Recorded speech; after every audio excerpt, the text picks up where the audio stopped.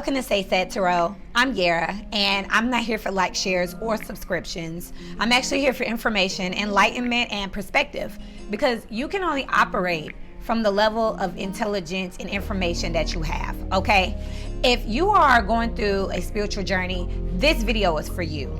If you have just started, this is really for you, okay? Let's talk about how beautiful the isolation that you're about to endure is going to be. Let's talk about how transformative it's about to be alone, to be in your own company, and not to give a fuck or to have restrictions such as cursing, such as swearing, such as saying I don't like, I know. But let's talk about it. You hear a lot of spiritual people talk about tribes, and the difference between the tribe and what you have now is that you're about to find that small circle that you have ain't even a circle. You don't even have that, okay? And it breaks a lot of people who need outside external validation because you don't have none, okay? You're stripped.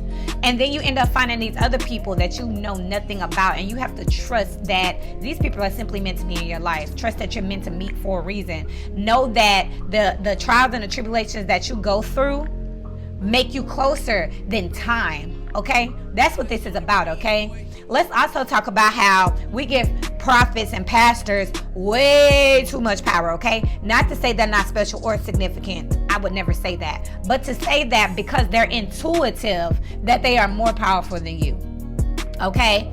Now, you need to give respect 110%, but you have intuition as well. And I realize that having intuition is a gift. Everyone does not have this shit. I thought everyone had it. Everyone could find it. It's not true, because to have intuition and to use it properly, you have to vibrate at a certain frequency, and everybody ain't able, okay? Some people are okay with being low vibrational, and you have to realize that you can sit there with them in that low vibration and see if they're gonna come up and talk to them about it until, of course, you die.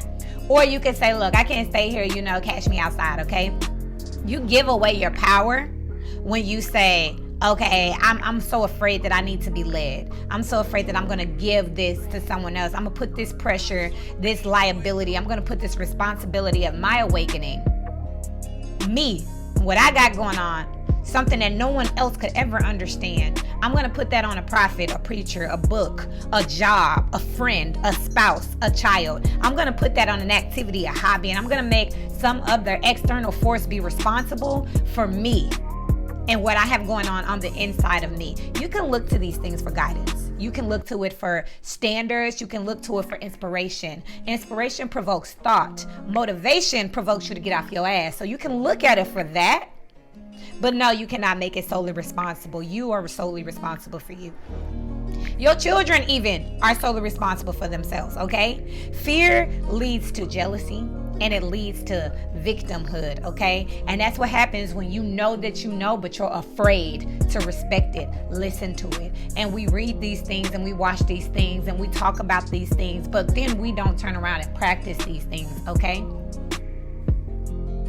I love you, whoever you are, and that's why I'm here. I'm here just because I have this conversation every day to the point where I realize that more people needed to hear it. Heavy, the head that wears the crown, okay? The responsibility of making sure that I'm holding myself accountable, to hold you accountable, to be great.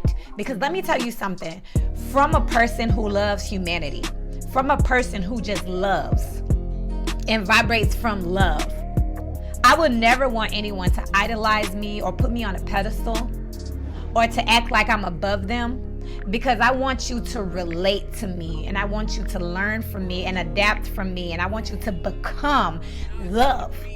So all of these pastors and influencers and things that say yes, idolize me, worship me, that's not even real, okay? Because when you understand where I'm coming from, then you can now duplicate it, replicate it, practice it. When you understand where I'm coming from, there's less resistance. So no, it's gonna be lonely. You're not gonna have a lot of friends or anything, but guess what? I want you to know that you're gonna be beautiful, you're gonna be amazing, you're gonna be powerful when you get done. You're gonna be transformed, and it's okay. You have a community, you have a tribe, and you don't need to touch them and hug them. Doing this is just fine, because you need to take this and sit with yourself until that voice inside of you is loud. until that voice inside of you is your friend. That's when we can talk again, okay? That's when you can go out again and be inspiring and motivational. So I'm going to give you 3 things that I need you to do immediately. I need you to buck up. I need you to shut up. And I need you to practice, okay? Stop looking for it. Buck up, shut up, and practice. That's it. I had to buck up.